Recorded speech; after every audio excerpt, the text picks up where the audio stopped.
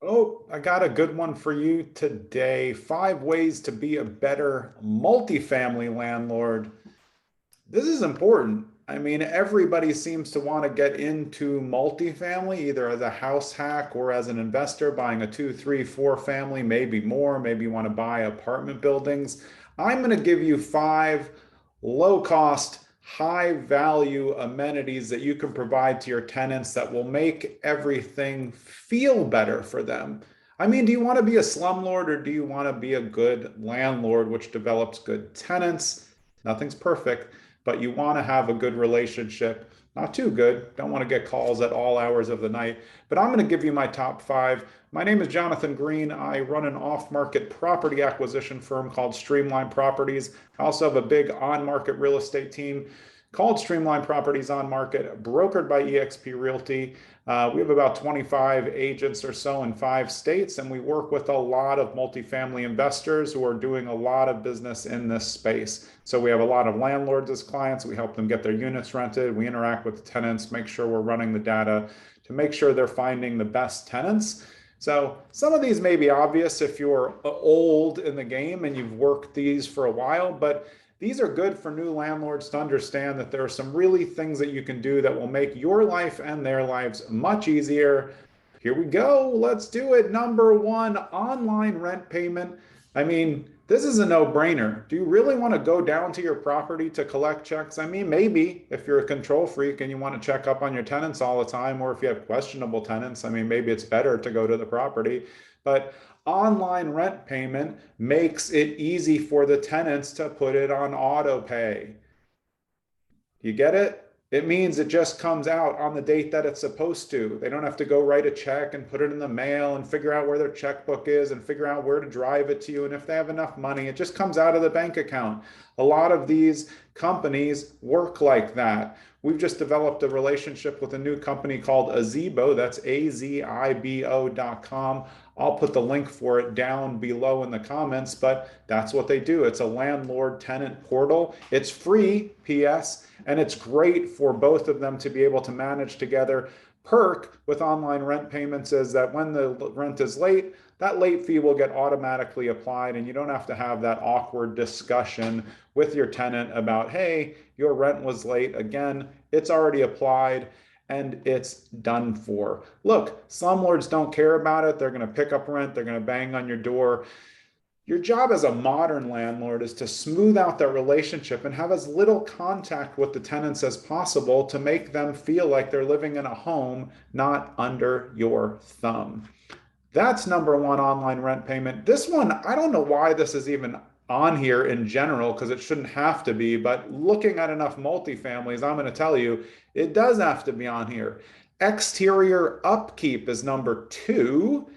The reason this is so important, I can't tell you how many multifamilies I've seen where the tenants' units look great and the outside of the building looks like a disaster. The outside of the building is the landlord's responsibility. And if you have dirt and shutters falling off and things breaking on the exterior and the stairs are crumbling, that doesn't make a tenant feel like they need to take as good care of their unit.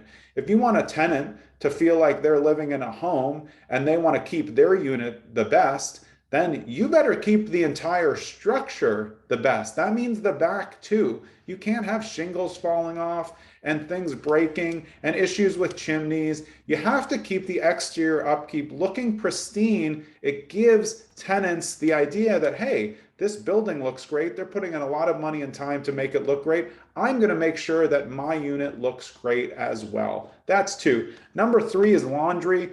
A lot of people get worried about water costs. I actually don't think that's very expensive, at least not here in New Jersey. I think laundry in the basement, and I'll explain why, is very, very important. It's a huge amenity in a rental that you're going to get extra for if there's laundry in the building. If it's in the unit, great, but you do have to be very careful if you have top and bottom units that you don't put a washer and dryer up in the top unit unless you have all of the security parameters around a leak. Because when somebody's washer leaks on the second floor, it goes through the first floor all the way to the basement everybody suffers and your rent will suffer. So if you have a two-family, my best suggestion, if you can swing it, is to have two separate washers and dryers. And if you only have one washer and dryer for 2 units, I always try to maintain a schedule: Monday, Wednesday, Friday, Sunday, Tuesday, Thursday, Saturday. So each tenant knows when they're supposed to be using the washer, and that there's no, hey, you're touching my clothes on top of the dryer. Nobody likes that. Nobody wants other people touching their clothes. Just finish your laundry on the days. That will keep your tenants from arguing as well. You can use a card or coins. I prefer card because the coins will get stuck. Card's pretty easy. They pay for the card. You make ancillary income. Parking and backyard is number 4. The reason this is so important and why I'm talking about parking and backyard is I'm talking about compartmentalizing both. So that means if you have a 2-family and there's 2 parking spots, I would clearly mark which unit gets which parking space. If you have 4 spaces, I would clearly mark who's getting those, or if they're for outside renters. Okay. And in the backyard, in a 2-family, almost at any side, I would like to put some form of a fence in the middle, so each tenant understands they have their own space, even if it's not, a big tall fence, and they can still see each other. They each have a dedicated amount of space in the basement so that one doesn't take over the other. They don't feel like, hey, one tenant's in the yard, I can't go out there. You want people to feel like the whole thing is shared. The easier that you make parking, the better for everybody. So the whole point is with parking is if you have a single width, just 1-car driveway, like, you need to help them with a schedule, or else somehow you're going to be the one who's getting the calls when I have to leave at 7 and they can't figure out to get their car out in the morning. So if you can and you have spaces, they should always be marked so nobody's in each other's spaces. That's number 4. Number 5 is Wi-Fi. I think it's nice for owners to just drop the Wi-Fi in and have that already set. Most people aren't really needing cable these days, so you can just use the Wi-Fi and get Hulu. You can get live TV on Hulu. I would provide Wi-Fi as an amenity. The cost isn't huge. Maybe you'll spend for Quantum like $80 a month, and then they can create smaller networks inside their houses. You may not want to, but I think it's nice to do. It's really modern culture now. Everybody's on the internet. You want to make sure there's enough power for the whole house, and you don't want one tenant trying to skim off the other one's internet at all.